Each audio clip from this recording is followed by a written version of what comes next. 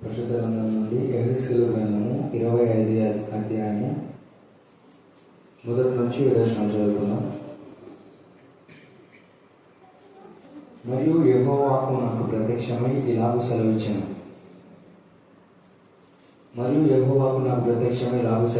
నరపుత్రుడా, అమ్మోనీయుల తట్టు ముఖము తిప్పుకొని వారిని గూర్చి ఈ మాట ప్రవచించుము. అమ్మోనీయులారా, ప్రభువైన యెహోవా మాట ఆలకించుడి.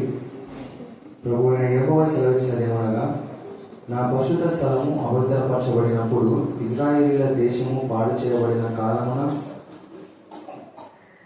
యూదావారు చెరలోనికి పోయినప్పుడు మీరు సంతోషమని చెప్పుకొనొచ్చు వచ్చింది కనుక నేను మిమ్మును తూర్పున నుండి మనుషులకు స్వాస్థ్యముగా అప్పగించెదను.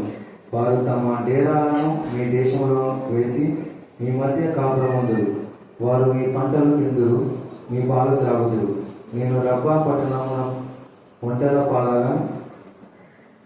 ఒంటెల సాలగా చేసేదను, అమ్మోనీయుల దేశమును గొర్రెల దొడ్డిగా చేసేదను. అప్పుడు నేను యెహోవానై ఉన్నానని మీరు తెలుసుకుందురు. మరియు ప్రభువైన యెహోవా సెలవిచ్చినదేమనగా, మీరు చేతులు చరుచుకొని కాళ్ళతో నేలదని ఇశ్రాయేలుల శ్రమను చూచి మీ మనస్సులోని తిరస్కారము కొలది ఉల్లసించితిరి గనుక నేను యెహోవానై ఉన్నానని మీరు తెలుసుకున్నట్లు నేను మీకు విరోధునై మిమ్మల్ని జనులకు దోపుడు సొమ్ముగా అప్పగింతును. అన్య జనులలో ఉండకుండా మిమ్మల్ని నిర్మూలం చేతును, జనము కాకుండా మిమ్మల్ని నశింపజేతును, సమూల ధ్వంసము చేతును. దేవుడికి పరిశుద్ధాత్మ దీవించినాడు. మా గొప్ప దేవ, మీ పాదాలకు వందనాలయ్యా, స్తుతులయ్యా, స్తోత్రములయ్యా. అయా, నిన్న నేడు రేపు నిరంతరము ఏకరీతిగా ఉంటానని సెలవిచ్చిన గొప్ప దేవ, మీకే వందనాలు, స్తుతులు, స్తోత్రాలు ప్రభా. అయా, మీరు మహిమ గల దేవుడు, ప్రభావం గల దేవుడు, శక్తివంతుడైన దేవ, మీకే వందనాలు, స్తుతులు, స్తోత్రం ప్రభా, స్తోత్రం తండ్రి. అయా, సెప్టెంబర్ మాసం అంతయు ప్రభా మమ్మల్ని కాపాడిన తండ్రి, మీరెక్కల చాటున భద్రపరుచుకుంటూ వచ్చిన గొప్ప దేవ, మీకు వందనాలు, స్తుతులు, స్తోత్రాలు ప్రభా. అక్టోబర్ మాసంలో తండ్రి మొదటి శుక్రవారం వందనాన అయా కరుణాపీఠం అయా తండ్రి మినిస్ట్రీస్ లో మమ్మల్ని నిలవబెట్టిన విధానానికే మీకు వందనాలు, స్తుతులు, స్తోత్రాలు ప్రభా, స్తోత్రం దేవా. అయా కరుణాపీఠంలో ఉంచిన ప్రతి ఒక్క విడని బట్టి మీకు వందనాలు, స్తుతులు, స్తోత్రాలు ప్రభా. ఈ ప్రదేశమందు చేయు ప్రార్థనలపై నా కను దృష్టి ఉంటున్న వాక్యానుసారంగా నా దేవా. అయా తండ్రి ప్రతి బిడ్డ ప్రార్థనను ప్రభా సాక్ష్యంగా మీరు మారుస్తున్నారయ్యా. అందుని బట్టి కూడా మీకు వందనాలు, స్తుతులు, స్తోత్రాలు దేవా, స్తోత్రం తండ్రి. ఇంతవరకు ప్రార్థించిన ప్రార్థనలన్నింటికీ ప్రభా మీరు జవాబులు దయచేస్తూ వస్తున్న గొప్ప దేవా, మీకే వందనాలయ్యా, స్తుతులయ్యా, స్తోత్రాలు ప్రభా. పాటల ద్వారా, వాక్యం ద్వారా అయ్యా మీరు మహిమ పొందిన విధానాన్ని బట్టి కూడా మీకు వందనాలు, స్తుతులు, స్తోత్రాలు ప్రభా. అయా తండ్రి సలముఖని బట్టి మీకు వేల కొలది కోట్ల కొలది వందనాలు ప్రభా. అయా సంఘాన్ని నడిపిస్తున్న విధానాన్ని బట్టి మీకు వందనాలు తండ్రి. అయా ఇంకా అనేకులు ప్రభా నిన్ను తెలుసుకున్నామున మీరే కృప చూపిస్తూ వస్తున్నా గొప్ప దేవుడు తండ్రి. అందుని బట్టి మీకు వందనాలు, స్తుతులు, స్తోత్రాలు ప్రభా, స్తోత్రం దేవా. దినదినము అభివృద్ధి చేస్తూ వస్తున్న గొప్ప దేవుడు తండ్రి. అందుని బట్టి మీకు వందనాలు, స్తుతులు, స్తోత్రాలైనా. మందిర నిర్మాణంలో ప్రభా మీరే సహాయం చేస్తూ వస్తున్న గొప్ప దేవుడు తండ్రి. అందుని బట్టి మీకు వేల కొలది కోట్ల కొలది వందనాలు, స్తుతులు, స్తోత్రాలు ప్రభా, స్తోత్రం తండ్రి. మీకే వేల కొలది కోట్ల కొలది వందనాలు ప్రభా.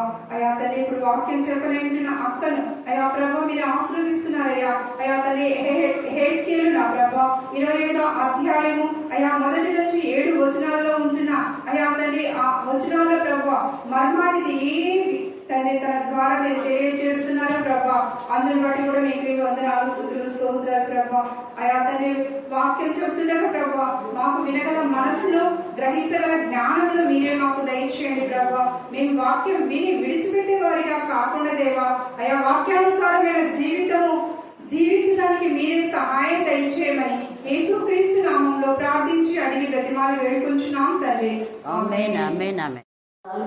వాక్యం బయలుపెట్టించినప్పుడే ఆత్మీయ, మానసిక, శారీరక రుగ్మత నుంచి మీరు విడిపిస్తున్న విధానం బట్టి మేము స్తుతిస్తున్నాం దేవా. ఎంతమంది ఈ రోజు వాక్యం మా తల్లి వినాలని ఆశ కలిగి ఉన్నారో వారందరిని బట్టి దేవ నా తండ్రి మరి వాక్యం మా తల్లి దేవ ఏ విధానంలో నా తండ్రి మా ప్రభా మీరు మాతో మాట్లాడడం ఇష్టపడుతున్నారో వాక్య భాగంలో మా ప్రభా మా జీవితాల్లో మా తండ్రి మీరు బలపరిచి స్థిరపరచమని ప్రార్థిస్తున్నాం. వాక్యం ద్వారా దుష్ట శక్తులు, దురాత్మల, ప్రేతాత్మల సమూహం నుంచి ప్రతి బిడ్డను విడిపించమని ప్రార్థిస్తున్నాం దేవ. వాక్యం ద్వారా హెచ్చరించండి, వాక్యం ద్వారా గద్దించమని ప్రార్థిస్తున్నాం, వాక్యం ద్వారా బుద్ధి చెప్పమని ప్రార్థిస్తున్నాం, వాక్యం ద్వారా క్షేమాభివృద్ధి కలుగు చేస్తున్నారు, వాక్యం ద్వారా నా ప్రభా నా తండ్రి నెమ్మది సమాధానం ఇచ్చే దేవుడు అని మేము స్తుతిస్తున్నాం. మీరు దహించి అగ్నిగా ఉన్నారు, మీకు భయపడి లోబడే జీవితాన్ని ప్రతి బిడ్డకు దయచేయగాక. వాక్యానుసారమైన జీవితాన్ని అలవర్చుకోవడానికి మీ కృపాసనం దయచేయగాక. అనుదినము నీ గడప ఎదురు చేరి, నీ ద్వారం దగ్గర చేరి నీ ఉపదేశం వినే వాళ్ళ ధన్యులను శ్రమించిన ఆ ధన్యకరమైన జీవితం ప్రతి బిడ్డ పొందుకోలేక మీకు కృపాసనం దయచేయగాక. ప్రత్యేక రీతిలో చిన్న బిడ్డలు ప్రతిరోజు దేవా నూతనంగా నేర్చుకున్నటువంటి లేఖన భాగాలు వారి జీవితాలకు, వారి కుటుంబాలకు ఆశీర్వాదకరంగా ఉండి నా ప్రభా నా తండ్రి పరిశుద్ధతైన దుర్గాన్ని నా ప్రభా విశ్వాసమైన దుర్గాన్ని నా ప్రభా నిరీక్షణ అయిన దుర్గాన్ని వారి కట్టులాగా మీ కృపాసనం దయచేయమని ప్రార్థిస్తున్నాం దేవా. విశ్వాసంలో మా తండ్రి దేవా పరిశుద్ధతలో నిరీక్షణ కలిగినప్పుడు సమస్తమైన ఈవులను మీరు మాకు అనుగ్రహించిన సర్వశక్తి అని మేము స్తుతిస్తున్నాం దేవా. మీకే స్తోత్రం, మీకే స్తోత్రం, మీకే స్తోత్రం, మీకే స్తోత్రం. సెప్టెంబర్ మాసంలో మీరు అనేక ప్రాంతాలకు మమ్మల్ని నడిపించారు. మేము దర్శించిన ప్రతి గృహానికి మీరు ముందుగా వెళ్ళి అక్కడ మమ్మల్ని ఆశ్రయించి ఇచ్చిన వాగ్దానం నెరవేర్చిన దేవా స్తోత్రం దేవా. మేము వెళ్ళిన ప్రతి సంఘాన్ని బట్టి కూడా మేము స్తుతిస్తున్నాం. ఈ యొక్క అక్టోబర్ మాసంలో మేము ఏ గృహం దర్శించాలో మీ చిత్తానుసారంగా మేము వెళ్ళడానికి మార్గం సాధన చేయదు కాక. ప్రత్యేక రీతిలో నిన్న దినమందు నా ప్రభా అనేక మళ్ళీ చెప్పాలి. ఎందుకు ఆత్మీయ క్షీణత అని మనం ధ్యానం చేస్తున్నామంటే ఆత్మలో ఎదగాలని దేవుని యొక్క ఉద్దేశం. మనం ఆత్మీయంగా ఎదిగి, ఆత్మీయంగా బలపడి, ఆత్మీయంగా క్షేమాభివృద్ధి కలిగి, ఆత్మ సంబంధమైన విషయాల్లో ఆసక్తి కలిగి, ఆత్మ నేత్రం తెరవడి, ఆత్మ ప్రత్యక్షతలు కలిగి, ఆత్మలో మనం వివేచన కలిగి, ఆత్మలో బుద్ధితో అంటే ఆత్మ సంబంధమైన బుద్ధిని, ఆత్మ సంబంధమైన వివేకం కలిగి ఉన్నప్పుడు మన లోపాలేంటో మనం తెలుసుకుందాం, అపవాది క్రియలేంటో మనం తెలుసుకుందాం, దేవుని యొక్క ప్రభావం ఏంటో మనం తెలుసుకోగలుగుతాం. అవి తెలుసుకోలేకపోతేనే ఆత్మీయ క్షీణత. ఈ ఆత్మీయ క్షీణత ఎలాగో ఉంటుందంటే మనం వాక్యం చదువుతాం, ప్రార్థన చేస్తాం, పాడతాం, వాక్యం చెప్తాం, ఇంకా ఏమనుకుంటా అంటే నేను బాగా వెల్ సెటిల్ అనుకుంటాను. అంతే కదా, అవునా కాదు? ఉద్యోగం వస్తేనే ఇంకా అబ్బా ఉద్యోగం వచ్చేసింది, అవి చేయాలా ఇవి చేయాలా నేను ముందుగానే ప్లాన్ చేసుకుంటాను. ఉద్యోగం వచ్చిందంటే ఇంకా అయిపోయింది, నేను బాగా సెట్ అయిపోయినా అనుకుంటున్నాను. కానీ ఎంతమంది ఇద్దరు ఉద్యోగస్తులు కూడా లైఫ్ లో సెట్ కాలేకపోతున్నారు. అవునా కదా? అవునా? సేమ్ అలాగనే మనం వాక్యం చదివి ప్రార్థన చేసి వాక్యం చెప్పినంత మాత్రాన మనం ఆత్మీయ బలం, ఆత్మీయ శక్తి, ఆత్మీయ అభివృద్ధి, క్షేమాభివృద్ధి కలిగినట్టుగా కాదు. ఆత్మ సంబంధమైన విషయాల్లో మనం ప్రతిరోజు సర్చ్ చేసుకోవాలి. వాక్యము ద్వారా నిజంగా నేను చేసేటువంటి బోధ దేవునికి ఇష్టంగా ఉందా, నేను పాడే పాట ఆత్మతోనూ మనసుతోనూ ప్రార్థిస్తున్నానా, నేను చేసే ప్రార్థన దేవునికి ఇంపైన శ్వాస యాగంగా స్తుతి ధూపమై దేవుని సన్నిధిలో చేరుతుందా లేదా అని మనం ప్రతిరోజు ప్రార్థించినా, పాడినా, వాక్యం చదివినా, ధ్యానం చేసినా, వాక్యం చెప్పినా ఆలోచన చేసుకోవాలన్నా ఇది దేవునికి ఇష్టమైన విధానంలో ఉందా లేదా, దేవునికి ఇష్టంగా నా ప్రవర్తన, నా ఆత్మీయ స్థితి ఉందేమో అని మనం ఆత్మపరిశీలన చేసుకోవాలి. అందుకనే అంటాడు కదా, 3వ యోహాను 2వ వచనం చదవండి.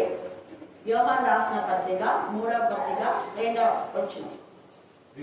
ప్రియుడా, ఎంత బాగా ప్రియమైన పిల్లలారా, మనకందరికి మనం ప్రియులమే దేవుడికి. అయితే దేవుడు ఏమంటున్నా అంటే నీ ఆత్మ వర్ధించిన కొలది అన్ని విషయాల్లో వర్ధించి ఎలా ఉండాలంట? సౌఖ్యంగా ఉండాలనేది దేవుని యొక్క ఉద్దేశం.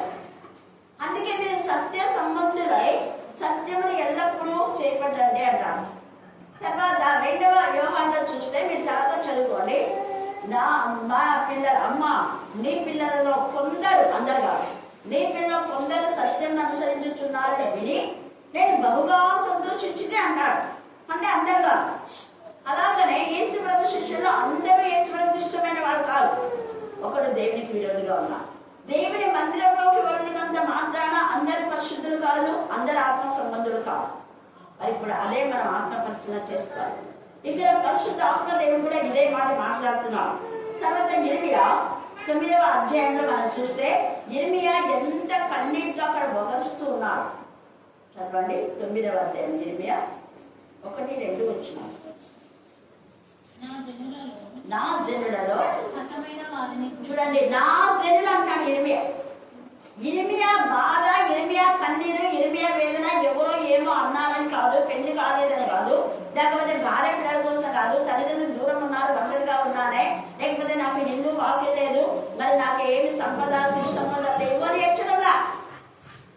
ఆయన ఏడుపు, ఆయన కన్నీరు ఏంటంటే ఆత్మలో హతులై నా జనులలో, నీ జనులలో, నీటి వాళ్ళలో మరి ఆత్మీయంగా ఉన్నారా, ఆత్మలో చచ్చిపోయినారా, ఆత్మీయ విషయాల్లో ఆసక్తి కోల్పోయామో, విశ్వాసంలో, విధేయతలో, ప్రేమలో, పరిశుద్ధతలో, నిరీక్షణలో, ఇవన్నీ ఆత్మ సంబంధమైనటువంటి ఆత్మ ఫలము ఉంది, ఆత్మ ఫలాలు ఉన్నాయి. వాటిలో మనం ఎక్కడ తప్పిపోయామో మనం చూసుకోవాలి. ఇక్కడ ఇర్మియా చూసుకున్నాడు. ప్రజలు ఎలా ఉన్నారో ఆయన సర్చ్ చేసుకున్నాడు, ఆయన బాగున్నాడు. కానీ నా ప్రజలైతే, నా జనులు హతమైపోయారు. ఆత్మీయంగా వాళ్ళు లేదు సరిగా. హతమైన వారి గురించి నా కన్నీరు వేరులా కాల్చుంది, నా తల జలమైన, నా కన్ను కన్నీలా ఉంటాను. చూడండి, కన్నీరు వేలే కాల్చుంది, తల జలమయంగా ఉంది, కన్ను కన్నీళ్ళ ఉంటాడు. ఆ ఊట అంటే ఆగిపోయేది కాదు, ఎల్లప్పుడూ 24 hours అది సమిస్తూనే ఉంటది. అలాగే 24 గంటలు ఆయన ఎన్ని రోజులు ఏడ్చాడు. ఎవరి కోసం ఏడ్చాడు అంటే కేవలం ఆత్మ సంబంధుల కోసం, ఆత్మీయంగా చచ్చిపోయిన వారి కోసం, ఆత్మీయంగా బలహీనులైన వారి కోసం, ఆత్మీయంగా పడిపోయిన వారి కోసం. ఇంత ప్రయాసపడి నేను వాక్యం చెప్తూ ఉంటే, ఇంత ప్రయాసపడి నేను వీళ్ళ కోసమే ఇక్కడ వస్తే, వీళ్ళేమో చెప్పిన వాక్యాన్ని వినకుండా, ఇర్మియా ప్రవచనాలు లెక్క చేయకుండా, ఇర్మియాను బాధ పెట్టి, ఇర్మియాను ఏం చెప్తున్నారంటే ఎప్పుడు మీరు నా కోసం అంతా మేలే చెప్తారు, ఎప్పుడు కీడు గురించే మాట్లాడతారు. ఇర్మియా అన్నారు. ఇర్మియా బాధపడుతున్నారు. దేవా, నువ్వైతే నన్ను పంపా బాధలే దినంలోనే, నువ్వేం చెప్పమంటే నేను అది వాళ్ళకి చెప్తున్నా. వాళ్ళేమో నేను చెప్పింది అర్థం చేసుకోకుండా నా పైన వాళ్ళు పెడర్థాలు తీసుకుంటున్నారు. ఏం చేయాలి తోచక ఏం చేస్తున్నారు. ఇర్మియా యొక్క కన్నీరు. ఇంకా యెహెజ్కేలు మనం చూస్తే నడుమంట ఆయన ఎంత ఇదిగా నొప్పి పెట్టేలా ఆయన దేవుని సన్నిధిలో మొరపెట్టాడు, ప్రార్థించాడు, దేవునికి ఎంతగానో గోచారే యెహెజ్కేలు. అలాగే యెషయా కూడా, యెషయా అయితే అయ్యో బ్రహ్మా నా పెదవులు అపవిత్రమైపోయినాయి. కారణం వెతుకున్నాడు, ఆత్మ క్షీణించిపోయింది, ఆత్మీయంగా నేను పడిపోయానని టెస్ట్ చేసుకున్నాడు.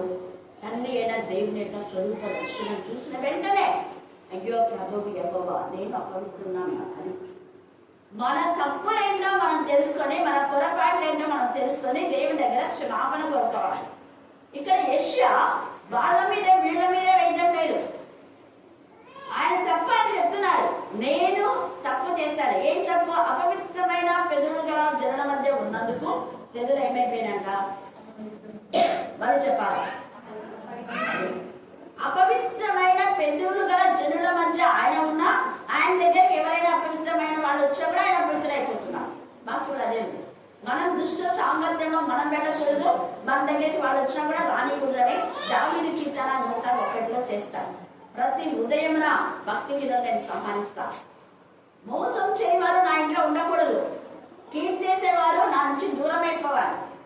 ఇంకా యోబు అంటాడు కదా, దుష్టత్వం అనేది గుడారం నుంచి తీసివేసుకోవాలి, అప్పుడు నువ్వు బాగా ఆశీర్వదించుకోవాలి.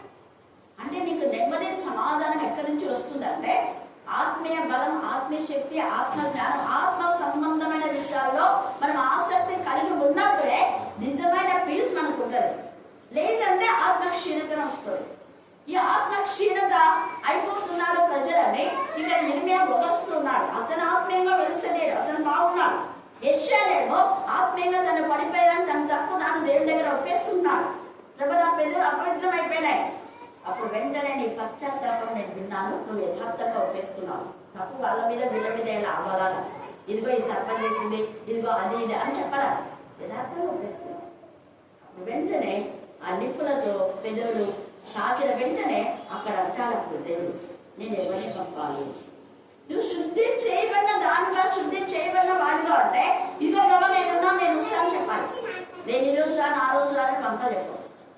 అక్కడ చదవండి, యెషయా 6వ అధ్యాయం అంతా చదివితే శుద్ధి అయిన తర్వాత నేను ఎవరిని పంపుతున్నా అంటాడు తండ్రి అయిన దేవుడు. అప్పుడు యెషయా అంటాడు, నేనున్నాను కదా, నన్ను పంపు. ఉందా వాక్యంలో? దేవుడికి ఇష్టం, చదువుకోండి. నేనున్నాను ప్రభా, ఎవరిని పంపాలి నేను అంటున్నాను. ఇంకా నా పెదవులు శుద్ధి అయినాయి కదా ప్రభా, నేనున్నా, నన్ను పంపు. చూసావా? ఆన్ ద స్పాట్ వెంటనే దేవుడు ఎవరిని పంపాలి అంటే నేనున్నా, నన్ను పంపన్నాడు. కానీ నేను మా ఇంటి పోయి మా అమ్మ చెప్తా, వాళ్ళ పర్మిషన్ వీళ్ళ పర్మిషన్ తీసుకొస్తా, వాళ్ళు పిలుస్తున్నారు వీళ్ళు పిలుస్తున్నారు అంతేది. నేనున్నాను, నన్ను పంపు. నా పెద్దలు శుద్ధి చేసుకున్నాను, నేను ఆయన రెడీ. నేను నీ సేవ చేయడానికి, నీ పరిచయం చేయడానికి, నిన్న తేటగా పనికి వచ్చే పాత్రలు, ఘనమైన పాత్రలు, ఘనహీనమైన పాత్రలు చక్కగా చెప్పాడు. మనం ఎప్పుడు కూడా ఏ పాత్ర వాడుతుంటే శుద్ధి చేయబడిన పాత్ర, అవునా కదా? మన వంటకు ఉపయోగించేది గలీజగా ఉన్న పాత్రలు వాడతామా, శుద్ధి చేయబడిన పాత్ర వాడతామా? మళ్ళీ చెప్పాలా? మళ్ళీ చెప్పాలా? మనం ఇలా చూస్తాం, రెడీగా ఏది బాగా శుభ్రంగా వెంటనే దాన్ని చూసి పోగు పెట్టుకోవడమో టీ పెట్టుకోవడమో చేస్తాం. అంతేగాని మిగతావన్నీ కడుక్కొని మనం చేసుకుని చేయాలి. అప్పుడు అర్జెంటుగా మనం చేయాలంటే ఏది శుద్ధి ఉందంటే దాన్ని వాడుకుంటాం. నువ్వు శుద్ధి చేయబడ్డావు అంటే నేను వాడుకోవాలని దేవుడు ఇష్టపడుతున్నాడు, కానీ మనమే వెనక్కు. ఇస్కరియోతు యూదా శుద్ధి చేసి వాడుకోవాలి. దేవుడు ఎంత ఇష్టపడ్డాడు, వేసే ఎన్ని మార్లు బదిలించాడు, ఎన్నిసార్లు కూర్చోబే ఇక బదిలేస్తాడు. ఇక చెప్పాలా? నువ్వు చేసేది నువ్వు చేసుకున్నావు. యూదా నువ్వు చేసేది ఏంటి ఫస్ట్ నుంచి అంటున్నాడు. అయితే అతను పుట్టకపోతే బాగుండే అన్నాడు. మీలో ఒక నన్ను అప్పగిస్తున్నాడు. ఎన్నిసార్లు హెచ్చరించాడు, ఒక్క హెచ్చరిక కూడా స్వీకరించలేదు. ఆత్మ క్షీణించిపోయింది. అతనిలో ఏమైపోయిందంటే పరిశుద్ధ ఆత్మతో నింపబడి అనేకులకు వాక్యం ప్రకటించిన ఇస్కరియోతు యూదా సాతాను ప్రవేశించింది. ఎంత బాగా చూడండి, ఇందాక అందరి కుక్క ఎంత వస్తుంది కదా, సింప్టమ్స్ మనకు అప్పుడే దేవుడు తెలియజేస్తాడు. అక్కడ ఇస్కరియోతు యూదా అంతవరకు బాగున్న ఇస్కరియోతు, సాతాను ఎప్పుడైతే ప్రవేశించిందో వేరే వాళ్ళతో కలిసి యేసును చంపాలి అన్న చెడ్డ ఆలోచన వచ్చింది. అపవాది ఎప్పుడు చంపాలి అనే ఆలోచన తీసుకుంది. ఆమె మేము ముత్యాలమ్మ ఇంటికి వెళ్ళినప్పుడు నా కొడుకు ఎప్పుడు చావనే మాట కూడా నోటికి రాలేదు కదా, చంపారు ఇక్కడ ఇంకా ఎప్పుడు ఉండాలని అంత పేరు చూపించింది. అది అపవాది చేసిన పని. అపవాది చంపుతుంది, చచ్చిపోవడానికి దాని పని అదే. ఇక్కడ ఇస్కరియోతీయుడా యేసును చంపాలనుకున్నాడు, తాను చచ్చాడు. చూసారా, దేవుని బిడ్డలు ఎప్పుడు జీవిస్తామనుకుంటారు. ఎన్ని కష్టాలు వచ్చినా ఇరిమియా ఏనాడైనా వెనక్కు తగ్గాడా? తగ్గలేదు. ఆయనను బురదలో వేశారు. మనం చూస్తే 52వ అధ్యాయం ఇరిమియా చూడండి, అలాగుంటే అతను చచ్చిపోతాడని మళ్ళా వేరే వాళ్ళు ఆయన గురించి సిఫారసు చేస్తే పింకి అంటే చిన్న చిన్న పాత గుడ్డలు, వేరే వేరే గుడ్డలు వేసే పాత గుడ్డలన్నీ కూడా తాళ్ళలాగా చేసి ఆ బురద గుండలోకి, ఆ కిటికీల నుంచి అక్కడ బురద గుండలోకి వేస్తే ఆ తాళ్ళు పట్టుకొని ఇరిమియా పైకి వస్తారు. ఎంత బాధాకరమైనటువంటి సిచ్యువేషన్. గుంటల నుంచి దేవుడు ఇరిమియా లేవనెత్తాడు. హల్లెలూయా, హల్లెలూయా, హల్లెలూయా. ఆత్మీయంగా బలంగా ఉన్నాడు. మనం ఆత్మీయంగా బలంగా ఉన్న అపవాది మనల్ని ఇలాగనే బాధ పెడుతున్నాడు. కానీ మనం అపవాది బాధ పెట్టింది కదా అని మనం వెంటనే పెట్టుకోండి. ఆత్మీయంగా బలం ఉంటే సమస్తము సమృద్ధి అనే జీవితంలోకి దేవుడు మనం నడిపిస్తాడు. అలాగే ప్రకటన కూడా 3వ అధ్యాయంలో చూస్తే నువ్వు జీవించున్న పేరు మాత్రం ఉంది కానీ నువ్వేంటి మృతులే, చచ్చిపోయినావు. ఏదైతే చచ్చిపోయినా విశ్వాసంలో, విధేయతలో, ప్రేమలో, పరిశుద్ధతలో, ఓర్పుంటే ఇరిమియా లాగా ఉంటావు, ఓర్పుంటే యెహెజ్కేలు లాగా ఉంటావు, ఓర్పుంటే యెషయా లాగా ఉంటే తప్పు తెలుసుకొని నేనే తప్పు చేసింది, నన్ను కడుగు, నన్ను వాడుకో. ఇక్కడ వీలైతే ప్రధాన యాజకుడిగా ఉండాలి యెహెజ్కేలు. లేవీయుడు యాజకుడిగా ఉండవలసినటువంటి మరి యాజకుడిగా ఉండవలసిన ఆయన ఎన్ని బాధలు కలిగించారు. ఒక పక్క కుడి పక్క కొన్ని రోజులు, ఎడ పక్క కొన్ని రోజులు పడుతున్నాడు. మలంతో ఆయన ఆహారం చేసుకొని తిన్నాడు. చూసారా ఎంత బాధ. నడుము బాధ అయిపోయేలాగా నువ్వు ఏడ్చు అంటాడు, అలాగనే ఏడ్చుతాడు. మొరపెట్టాడు దేవుడికి. అదంతా చూస్తారు ఇశ్రాయేలు, మా కోసమే కదా నేను ఇలా చేస్తున్నాడని తెలిసి కూడా మళ్ళీ వాళ్ళు నోరు మూసుకొని మాట్లాడతారు. చూసారా, ఇక్కడ అందుకనే యెహెజ్కేలు వగస్తూ అంటున్నాడు కదా 25వ అధ్యాయంలో, మరి యెహోవాకు నాకు ప్రత్యక్షమే నరపుతుడా అమ్మోనీయుల తట్టు ముఖం తిప్పుకొని వారిని గురించి అమ్మోనీయులు ఆత్మీయ స్థితిలో వాళ్ళు లేరు, ఉన్న వాళ్ళని కూడా వాళ్ళు బాధ పెట్టే స్థితిలో ఉన్నారు. అందుకనే అమ్మోనీయుల తట్టు ముఖం తిప్పుకొని వాళ్ళని చెప్పు. ఈ అమ్మోనీయులు ఎలాంటి వాళ్ళు అంటే వీళ్ళు ఎలాగ చేసిన ఇశ్రాయేలును బాధ పెట్టి వాళ్ళు బాధపడుతుంటే సంతోషించారు. అందుకని అంటాడు చూడండి 3వ వచనంలో, నా పరిశుద్ధ స్థలము అపవిత్రపరచబడినట్లు. చూస్తున్నారా, దేవుని మందిరం అపవిత్రపరచబడితే బాగా అపవిత్రమైందిలే అనుకుంటున్నాం.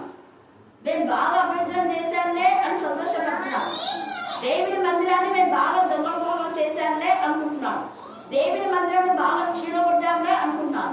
దేవుని మందిరంలో సరైన విధానంలో బైబిల్ స్టడీకి జరగకుండా చేశానులే అని సంతోషపడుతున్నాను. ఇంకా కొన్ని విషయాలు ఇలాగా చెప్పుకుంటే ఎన్నో ఉంటాయి.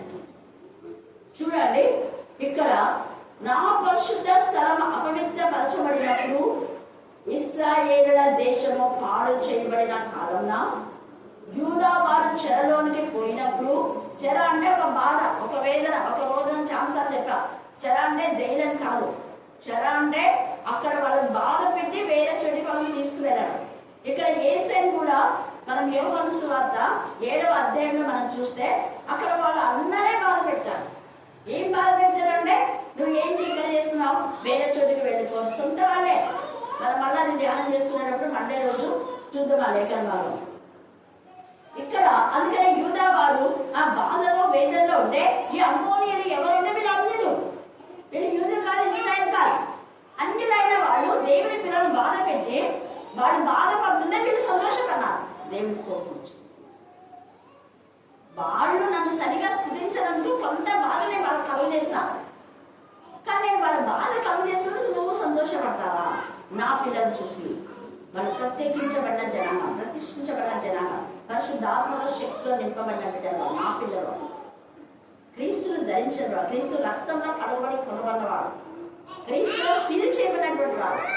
వాళ్ళని చూసి వీళ్ళు వాళ్ళ బాధను చూసి మీరు సంతోషపడుతుంటే అప్పుడు దేవుడు అంటాడు, మీరు సంతోషమని చెప్పుకొంచు వచ్చి తిరిగి కనుక నేను మిమ్మల్ని తూర్పు నుండి మనుషులకు స్వాస్థ్యంగా అది ఇప్పుడు దేవుడు ఏమన్నా అంటే నీకు తగిన శిక్ష నేను విధిస్తాను. నేను ఏదో కొంతకాలము నా పిల్లలకు కొంత బాధ రావాలి, దాని ద్వారా నన్ను హత్తుకొని ఆనుకొని జీవిస్తాను, కొంత టెస్ట్ చేసిన నేను వాళ్ళు యోగుడు కొంత టెస్ట్ చేసిన.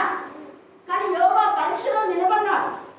నిలబడ్డ యోగుడు ఇంకా శోధించాలని చూస్తావా అని సాతానుకు సిగ్గుతో ఏం చేసినాడు, తల ఉంచుకున్నాడు చేసి ఇక ఎవరెవరైతే యోగుని గురించి అవమానకరంగా మాట్లాడినారో వాళ్ళందరూ పోయి యోగు దగ్గరికి పోయి యోగు వైపు మీ ముఖం తిప్పుకొని క్షమాపణ చెప్పుకొని మీరు బలు అర్పించండి, అప్పుడే నేను ఆ ఫలం అంగీకరిస్తాను. అంతేగాని మీరు అర్పిస్తే నేను తీసుకోను. మీరు యోగు గురించి ఏమంటే మాట్లాడాలి. యోగు బాధలో మీరు ఏం చేస్తున్నారు? మీరు యోగు యుక్తంగా మాట్లాడారు. యోగు కూడా వీళ్ళందరినీ బాగా గర్జించేస్తున్నారు, వాళ్ళ తప్పులన్నీ ఎత్తిపట్టాడు. అందుకే దేవుడు అంటున్నాడు యథార్థంగా మాట్లాడినాడు. యోగు యుక్తంగా మాట్లాడు, మీరు యుక్తంగా మాట్లాడి క్విక్గా మాట్లాడతాం. హల్లెలూయా హల్లెలూయా హల్లెలూయా హల్లెలూయా. కాబట్టి ఈ సమయమందు మన జ్ఞాపకం చేసుకోవాలి. అందుకే అమోనీయులారా అని అంటున్నాడు, మీరు నా పిల్లల్ని ఇలాగా మీరు బాధ పెట్టారు కాబట్టి మీరు సంతోషమని చెప్పుకోవచ్చు వచ్చింది. కాబట్టి ఇప్పుడు మిమ్మల్ని ఏం చేస్తున్నా, తూర్పున నుండి మనుషులకు స్వాస్థ్యంగా అప్పగించారు. వాళ్ళ నుంచి కూడా అవుతారు. మీరు కొంచెం మా పిల్లలను బాధ పెట్టారు, కానీ మీరైతే భర్తంతా బాగా చేస్తారు. 5 నిమిషాలు బాధపడితే ఊరుకోండి. దేవునివి ఇలాగనే ఉంటాయి. 1:100 ఉంటుంది, 1:42 ఉంటుంది. ఒక్క ఎలిషాను బోడివాడ అంటే ఎంతమంది తెచ్చిపోయారు? 42 మంది. కోరహు, అభిరాము, దాతాను. మోషే పైన సనిగారు 250 మంది ఆన్ ద స్పాట్. తర్వాత మళ్ళా సనిగి మునిగినందుకు మళ్ళా అక్కడ మనం చూస్తే 4,000 ఎంత 700 మంది ఎంతమంది సంఖ్య 16లో ఉంది, చివరిలో ఉంటుంది. చదువు అంటే ఇంతమంది ఈ మోషే నుంచే 250 మంది చచ్చిపోయారు. ఏం మోషే? ఈ మోషే అంతా మనం శపించడానికి వచ్చాడు, మోషే అంతా అలా చేయడానికి వచ్చాడు, ఇలా చేయడానికి అన్నాడు. వాళ్ళని కూడా దేవుడు చంపేశాడు. మోషే నేను పంపినా, నేను ఏం చెప్పమంటే చెప్తున్నాను మోషే. మళ్ళీ మోషే మీ తప్పులు మీరు సరి చేసుకోకుండా మోషే పైన మీరు సరుగుతావా? ఊరుకోలేదు, దేవుడి కోపం వచ్చేసింది. ఇక్కడ కూడా అందుకని అంటాడు, మీకు స్వాస్థ్యంగా మీరు వాళ్ళకంటే వాళ్ళ తొత్తుగా అయిపోతారు మీకు. తర్వాత ఏమంటాడు, వారు తమ డేరాలను మీ దేశంలో వేసి మీ మధ్య కాపురం ఉంటారు. ఇంకా ఏం చేస్తారు? వారు మీ పంటలు తిందులు, మీ పాలు తాగుదు. అంటే వాళ్ళ కష్టాలు చెప్పారు. మీరు కష్టపడి విత్తనాలు వేస్తున్నారు కదా, అప్పుడు ఇస్రాయల్ బాధ పెట్టాడు. ఇప్పుడు చూడండి, మీ కష్టాలు చెప్తే దోచుకుంటున్నారు. ఒక్కసారి మనం ఆలోచిద్దాం. నీ కష్టం ఎందుకు వృధా అవుతుంది అంటే దేవునికి విరోధంగా దేవుని పిల్లలు బాధపడితే మన కష్టార్జితం వేస్ట్ అయిపోతుంది, టైం వేస్ట్ అయిపోతుంది. దుఃఖము వేదన రోజు చచ్చినంత వరకు నా దుఃఖం పోదు. 5 నిమిషాలు మనం దేవుని పిల్లలు ఏదైనా బాధ పెట్టినామంటే 5 ఏళ్ళు కావచ్చు, 50 ఏళ్ళు కూడా కావచ్చు. ఇక్కడ చూడండి ఎంత మీ పంటలు తిండు వాళ్ళు, మీ పాలు వాళ్ళు తాగుతారు. నేను రబ్బా పట్టణమును ఒంటెల సాలగా చేసేదను, అమ్మోనీయుల దేశంలో గొర్రెల దుడ్డిగా చేసేదను. అప్పుడు నేను యెహోవానై ఉన్నానని మీరు తెలుసుకుందురు. ఎందుకంటే మీరు కీడు ఆలోచించినారు, మీ కీడు మీకే వస్తుంది. అందుకే యెహెజ్కేలు 24 కూడా 21, 23 మీరు తర్వాత చదువుకోండి. తర్వాత మనం చూస్తే మొదటి రాజులో కూడా 18వ అధ్యాయము 17వ వచనం మీరు చదువుకోండి. తర్వాత కింగ్ సొలొమోన్ కూడా మనం చూస్తే మంచిగా ఉన్నాడు. ఆ తర్వాత దేవునికి విరోధంగా ఆలోచించినందుకు అన్ని స్త్రీలు వీళ్ళ అన్నిలకే ఈ శిక్ష. అన్ని స్త్రీల యొక్క మాట విన్నందుకు వృద్ధాప్యంలో దేవుడి కోపానికి గురైపోయినాడు సొలొమోన్. అలాగే కింగ్ సౌలు కూడా మొదటి ఆత్మగా ఉన్నాడు, తర్వాత ఆత్మక్షీణత. ఆరంభం బాగానే ఉంది, అందం సరిగాలేదు. అయితే దావీదు మేలు చేశాడు. మేలు చేసిన దావీదు పైననే విషపు చూపు సాతాను ప్రవేశించింది. ఇశ్రాయేలులో ఎలా సాతాను ప్రవేశించిందో మరి కింగ్ సౌల్లో కూడా సాతాను ప్రవేశించింది. కాబట్టి దావీదును ఏం చేయాలనుకున్నాడు, బాధ పెట్టాడు.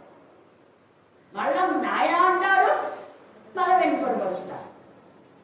నాయన దావీదా నువ్వే కదా మాట్లాడేది, నువ్వు ఖచ్చితంగా రాజు వేద్దావు అన్నాడు. నువ్వు రాజు అయితే బాగోడు అని చెప్తాడు. మళ్ళీ బిషప్ నా పిల్లలే కావాలి స్వార్థం. దాని చచ్చిపోలా నా పిల్లలు రాజు కావాలి. ఎందుకు 17 సార్లు అతనికి ఏ ఈటైతే మిసాడో అదే ఈట పైన పడి చచ్చాడు. చూసారా, కీడు విత్తితే కీడే వస్తాం, మంచి విత్తితే మంచినే మనం దేవిస్తాం. అందుకని ఇక్కడ ఈ మాట అంటున్నాం చూడండి ఎంత చక్కగా. అలాగే మనం చూస్తే ఇంకా చాలా మంది కీర్తన 14వ అధ్యాయం 1 నుంచి 5 దాకా చదివితే చాలా విషయాలు ఉన్నాయి. చదవండి. ఒక్కొక్క వచ్చిన 14వ కీర్తన 14వ అధ్యాయం 1వ వచ్చిన చదవండి. ముందు దేవుడు లేడని బుద్ధిహీనులు తమ హృదయములో అనుకొందురు. అదే దేవుడు లేడని ఈ యొక్క కింగ్ సౌలుకు దేవుడి యొక్క ఆత్మ ముందు ఉంది, తర్వాత లేదు. ఇప్పుడు ఏం చేస్తున్నా అంటే దేవుడు లేడని ఏ యొక్క మరి యొక్క శామ్యూయల్ ఆయనను ప్రత్యేకించి ప్రతిష్ఠించాడో ఆయన అంతగా ఆధ్యాత్మికంగా బలపరిచిన సామ్యాలు పక్క పెట్టేసి తన ఇష్టానుసారమైన సొమ్ముదిని ఆధారం చేసుకొని ఎడ్లను అర్పిస్తాడు. ఏంది నువ్వు చేసే అవివేక పని అంటే నేను అవివేక పని చేయలేదు, ఇదిగో వీళ్ళంతా తొందర పెడుతున్నారు వీళ్ళు చెప్పినందుకు. వాళ్ళ మాటనే వింటున్నావు కానీ నేను చెప్పింది చేయదు. నేను వస్తాను నువ్వు పో అని చెప్పినాడు శామ్యూయల్. నేను వస్తాను నువ్వు ముందు వెళ్ళాను. కానీ శామ్యూయల్ వచ్చేంత వరకు ఉండాలి కదా. శామ్యూయల్ చెప్పాను ముందే నేను వస్తాను నువ్వు వెళ్ళని. వచ్చే వరకు ఉండకుండా మళ్ళీ ఎందుకు నువ్వు బలి అర్పించినావు అంటే నాదేం చెప్పలేదు, ఇంకో వీళ్ళు ప్రెజర్ చేస్తున్నారు అందుకని చెప్పి నేను బలి అర్పించిన. దేవుడి దగ్గర నుంచి కూడా నీకు వాక్కు వచ్చింది. నువ్వు నీ స్వబుద్ధిని ఆధారం చేసుకొని ఇష్టానుసారంగా చేశావు కాబట్టి రాజ్యం ఇక మీద నీ నుంచి తీసుకెళ్ళబడుతుంది. నేనేం చేయలేదు, దేవుడికి బలి అర్పిస్తున్నా. దేవుడికి కోపం వచ్చింది నీ బలి.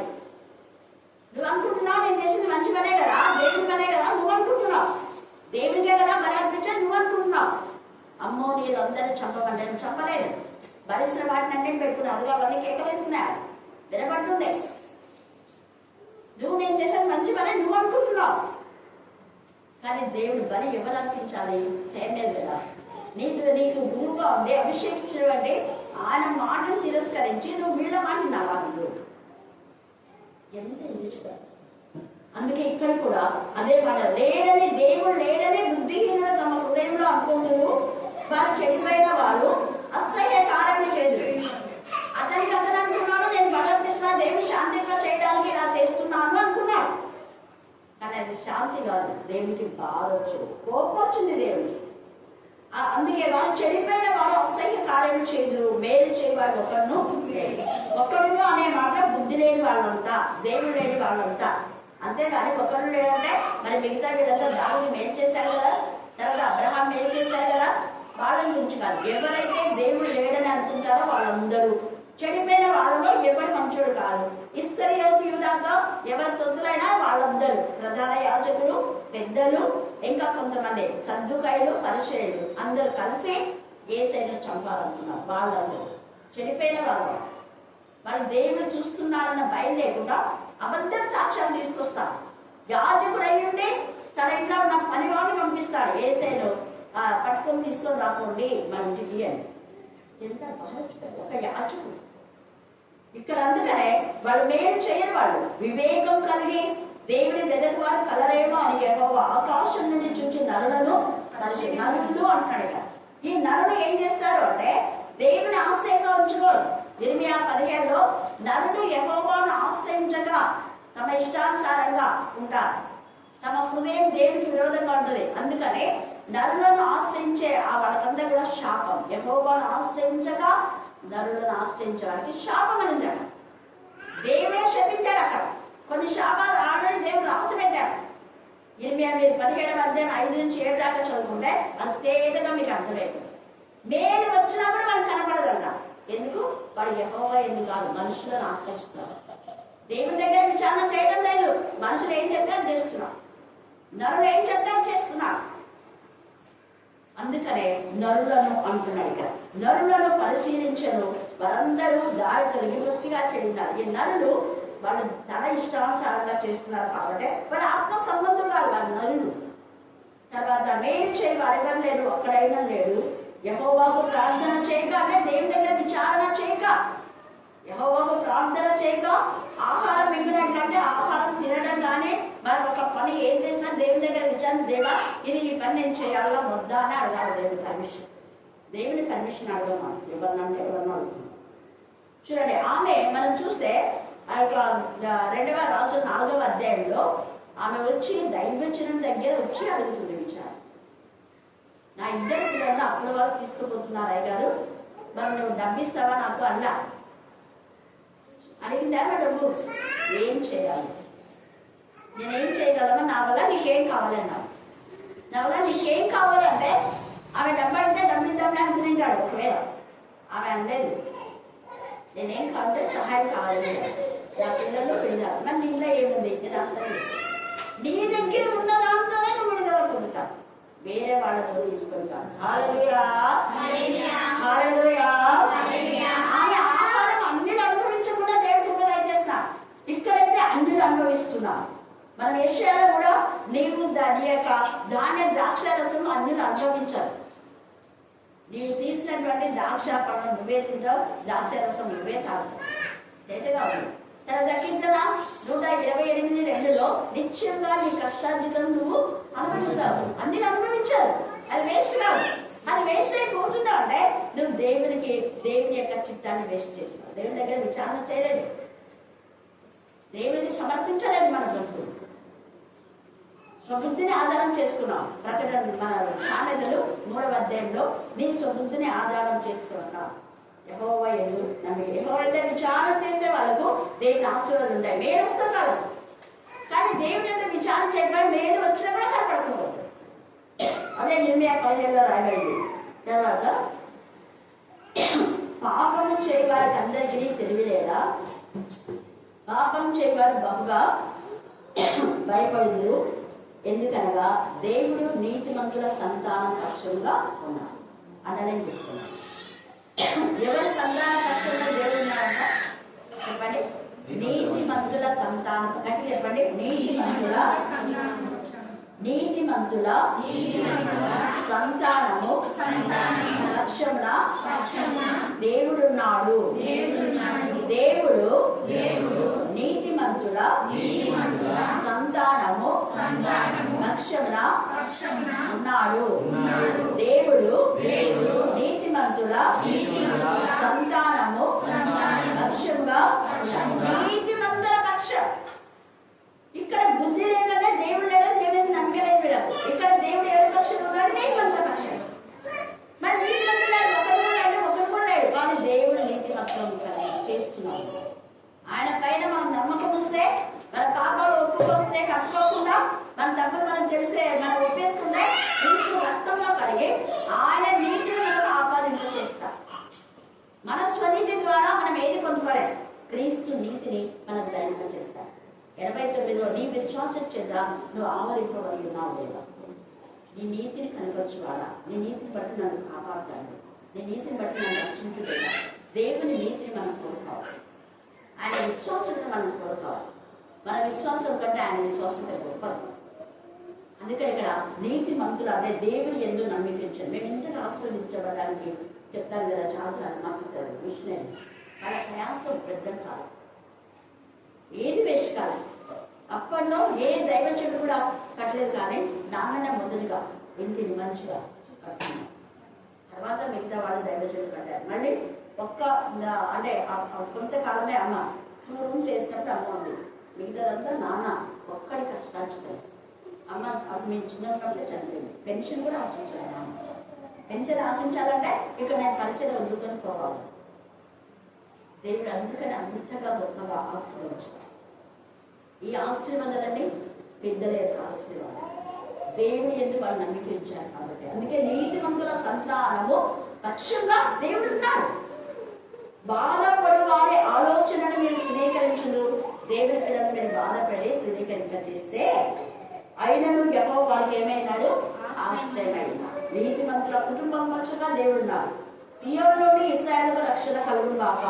యెహోవా చెరలోని తన ప్రజలు రక్షించినప్పుడు యాకోబు హర్షించును, ఇశ్రాయేలు సంతోషించును. దేవుడు ఇక్కడ వీళ్ళ చేసిన దాన్ని చూసి ఇప్పుడు ఇశ్రాయేలు ఆనందిస్తున్నారు. యూదా వాళ్ళు చూడండి ఇక్కడ ఎంత చక్కగా రాస్తున్నాడు. యాకోబు హర్షించును, ఇశ్రాయేలు సంతోషించును. ఎందుకు అంటే ఇక్కడ అమ్మోనీయులకు వచ్చిన బాధ చూస్తుంది. ఎందుకంటే వాళ్ళు మనం నిష్కారణంగా అనవసరంగా వాళ్ళు బాధ పెట్టారు. వీళ్ళేమో వేరు చేశారు, వీళ్ళ కోసం వీళ్ళు ప్రార్థన చేస్తున్నారు. ఈ అమ్మోనీయులు వీళ్ళందరి కోసం వీళ్ళు మంచిగా ప్రార్థన చేసి దేవుడి గురించి వాళ్ళు చెప్తే వాళ్ళేమో దేవుడి ప్రజలు బాధ పెట్టారు. అందుకనే పరిశుద్ధ స్థలాన్ని అపవిత్రం చేశారు అన్యులు వచ్చి. అన్యుల ద్వారా అపవిత్రం అయిపోయింది దేవుని యొక్క సన్నిధి, దేవుని యొక్క మందిరం. కానీ ఇక్కడ ఇశ్రాయేలుల దేశం పాడైపోయింది. ఎప్పుడైతే మందిరం పాడైపోతుందో దేశమే పాడైపోతుంది. గుర్తుపెట్టుకోండి. నేను నిన్న మా చెల్లి వాళ్ళ ఇంటికి వెళ్ళినప్పుడు అక్కడ అంటే కోర్స్ కాలేజీ కోర్స్ చర్చ్ కానివ్వండి, స్టాండర్డ్ చర్చ్ కానివ్వండి, ప్రార్థనా మందిరం, రాపూర్ చర్చ్, గిఫ్టన్ చర్చ్, వీళ్ళలో ఎవరినైనా ఎన్నుకోవాలంటే ఓన్లీ క్రిస్టియన్స్. చిన్నారా చెప్పినారా ఉంది కదా ప్రూఫాడ, దాన్ని నేను తీసుకొచ్చాను. క్రిస్టియన్ అని ఉండి వాళ్ళు మాత్రమే ఓట్ వేయాలి, అంటే ఎలక్షన్ చేసుకోవాలి. వీళ్ళు సెక్రటరీగా ఉండాలి, వీళ్ళు ఉండకూడదు. మీ బీజేపీ రావు మీ బొజ్జుగా ఆయననే ఎంతసేపు క్లాస్ తీసే కదా. అసలు వాళ్ళ నాన్న ఆ పులిపిడి అదంతా వాళ్ళ నాన్న ఇచ్చిన ప్లేస్. మరి ఈడ మాట్లాడుతున్నాడు వచ్చి మాట్లాడకూడదు జవాబు లేదు. ఎందుకు నేను చెప్తున్నానంటే క్రైస్తవులను బాధ పెట్టేవాళ్ళు అన్యులు. వాళ్ళు క్రైస్తవులు అయితే బాధ పెట్టారు. అదే అన్నాడు, వాళ్ళ బంధువు అయినా కూడా వాళ్ళు ఎప్పుడూ చర్చికి కూడా వచ్చేవాళ్ళు కాదు, ఈ మధ్య వస్తున్నారు. అప్పటి నుంచి వచ్చింది వీళ్ళ పేరెంట్సే. ఈ బీజే అంటే సుందరం అంకులు, తర్వాత Rajaratnam uncle, Yosef uncle. Yosef BJP మామయ్య ఎప్పుడు అప్పటి నుంచి చెప్పారు చర్చ్. ఇప్పుడు అక్కడ చూపించింది కదా, అదంతా మామయ్య చేసే బోర్వెల్ తర్వాత బ్యాప్టిజం తోటి ఏమి చర్చలు చేయకపోయినా చర్చ పడుతుంటారు ఎవరు అన్ని. ఇక్కడ కూడా కానీ ఒక రోజు ఉంటున్నారు, ఒకరోజు అయితే దేవుడు వదిలిపెట్టారు. అదే చెప్తాను నేను. నా చెల్లెండది వాళ్ళు ఏమేమి చేసుకోలే బుద్ధిగా అంటే ఏసులో వాళ్ళనే చూసుకుంటున్నాడా లేదన్నా. సమాజం మీరు చిన్న కొట్టిన సమాజం అనలేదా, తప్పు తెలుసుకోవాలా. వాళ్ళు తప్పు ఎప్పుడు తెలుసుకుంటారు, వాళ్ళు ఏమన్నా ఉంటారు, మనకి అవసరం లేదు. తప్పును ఖండించడమే దేవుడి యొక్క లక్షణం. అందుకని ఇక్కడ చూడండి ఎంత చక్కగా వాళ్ళని మోసం చేసి కేసులు తీసుకుంటారు. ఆయన ఏం బాగుపడతారు, బాగుపడతారు. దేవుడు ఇప్పుడు మన చెల్లి అల్లుడికి మంచి గవర్నమెంట్ వాళ్ళకి 4 లక్షలు నష్టమే, కానీ దేవుడు అంతకంటే ఇచ్చారు. హల్లెలూయా, హల్లెలూయా, హల్లెలూయా. అందుకే ఇక్కడ వాళ్ళ కష్టార్జితం అంతా అన్ని దోచేస్తున్నారు. అందుకనే అప్పులు అయిపోయి అయిపోతున్నాయి. 20,000 అయింది, 40,000 కూడా అయింది. ఎందుకు అంటే దేవునికి మనం దేవుని కానీ దేవుని పిల్లలు కానీ విరోధంగా చేస్తే మన కష్టార్జితం అంతా నాశనం. ఎంత వచ్చినా కూడా అది ఏమి ఉపయోగకరంగా ప్రశాంతంగా ఉండలేదు కూడా. ఇక్కడైతే యూదా సంతోషిస్తున్నాక ఈ యాకోబు కూడా హర్షిస్తున్నాడంట. కారణం వాళ్ళంతా బాధ పెట్టిన బాధంతా దేవుడు తీసేసి వాళ్ళకి నెమ్మది. కొన్ని రోజులు మనకు బాధలు ఉంటాయి, వాటి కోసమే మనం శ్రమ 10 దినాలు శ్రమ కలుగు మనం మనకు ఎలా ఉండాలా నమ్మకం. కాబట్టి దేవునికి మహిమ కలగాలి. దేవుడు ఈ లేఖన భాగాన్ని దీవించి ఆశీర్వదించుగాక. ఆమేన్, ఆమేన్, ఆమేన్. ఈ సమయంలో మన మధ్య ఐశ్వర్య మన ప్రార్థన దేవుతుల చేత కొన్నాడ వచ్చిన దేవానికి స్తోత్రంకి స్తోత్రంకి స్తోత్రం ప్రభావ తండ్రి. ఇంకా మీరు నిరంతరం ఏకరీతిగా ప్రభావం మనం కాపాడుచిన దేవ స్తోత్రం తండ్రి. వందనంలో ప్రభావం తండ్రి గురించి చాలంత దేవుడు కృతజ్ఞతలు ఆశ్చర్యకరుడు ఆలోచనకర్త మీ దూరం తండ్రి సమాధానకర్తను కొందరు చెల్లిస్తున్నాం ప్రభావ తండ్రి. ఈ దినాన్ని సమయాన్ని ప్రభావం మాకు ఇచ్చినందుకు స్థుతులు చెల్లిస్తున్నాం దేవ స్తోత్రం. మీకు స్థుతి స్థుతి స్థుతి స్తోత్రం వందనంలో చెల్లించుకున్నాం ప్రభావ. అవును తండ్రి, మరి నాయన ప్రభు మీరు చెప్పిన ప్రతి ఒక్క మాటను బట్టి కొందరు చెల్లిస్తున్న ప్రభావం. ఎవరైతే మా తండ్రి ఇక్కడ ప్రభావ బాధలు ఇబ్బందులు ఇరుకులు ఉన్నారు ప్రభావం, ఇరుకులోని విషాలత కలిగి చేయడం మీకు స్థుతులు చెల్లిస్తున్న ప్రభావ. వారికి సహాయం చేయండి ప్రభావ. నా తల్లి చంటి బిడ్డలతో వచ్చిన వారిని ప్రభావ మీరు కనికరించండి. వారికి కావాల్సిన ఆరోగ్యం వారు దయచిన బుద్ధిలో నా తండ్రి మీరు టీచర్కి మీరు పూర్ణ ఆరోగ్యం ఇచ్చినందుకు స్థుతులు చెల్లిస్తున్నాం ప్రభావ. స్తోత్రం తండ్రి.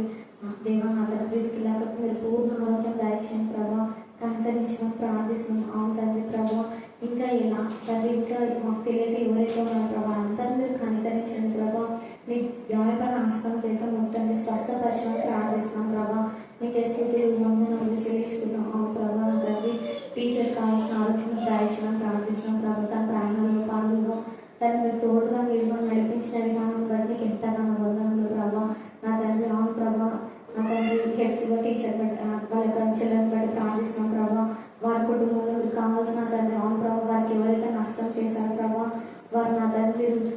కరుణించుకొని ప్రార్థిస్తున్నాం దేవా. నా తండ్రి వారికి కావాల్సిన ఆరోగ్యం దాయించండి ప్రభా. నా తండ్రి స్తోత్రం మీకు వందనములు చెల్లించుకుంటున్నాం ప్రభా.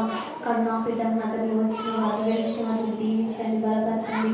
దాన్ని అవును ప్రభా, ఆత్మీయంగా నా తండ్రి మేము ఏదైతే ప్రభా నా తండ్రి తప్పిపోయినామో దాన్ని మనం సరి చేసుకోవడం జ్ఞానము తెలివి వేసిన అనుగ్రహించిన ప్రార్థిస్తున్నాం దేవా. స్తోత్రం స్థుతులు వందనములు ప్రభా. కేంద్రంగా మేము తగిన క్రమంగా ధ్యానిస్తుండగా మీరు మాతో మాట్లాడుతున్న విధానం బట్టి మీకు వందనం చెల్లిస్తున్నాం దేవా. స్తోత్రం నీకే స్థుతి స్తోత్రములు చెల్లించుకుంటున్నాం ప్రభా. నా తండ్రి సమస్తము తను మీకు మహిమకరంగా తను మాకు ఆశీర్వాదంగా జరిగించి ప్రభు నా తండ్రి మీరు మాకు తోడినందుకు మీకు స్థుతులు చెల్లిస్తూ నజరేయుడైన యేసుక్రీస్తు శక్తి నామమున ప్రార్థిస్తున్నాం తండ్రి. ఆమేన్ ఆమేన్ ఆమేన్.